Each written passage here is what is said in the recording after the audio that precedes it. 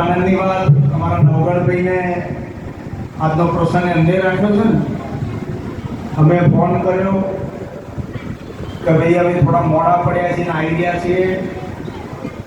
ધનગડી ધન ભાગ્ય કહેવાય.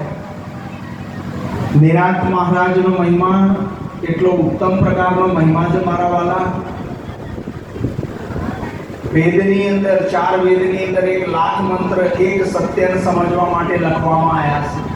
અને 1 લાખ મંત્ર લખ્યા પછી પણ એવું કહેવું પડ્યું કે જે પરમાત્માનું, જે અલખ નિરંજનનું, જે સચ્ચિત અને આનંદ સ્વરૂપનું, જે હસ્તી ભાતી અને પ્રિય સર્વેનું મૂળ સ્વરૂપ છે, એનું વર્ણન કરવામાં મારી કલમ ટૂંકી પડશે એમ કહી અને વેદ વ્યાસજીએ કીર્તો અને કલમ મૂકી દીધા મારા. હવે જ્યાં વેદ અટકી જાય ત્યાંથી મારા વાલા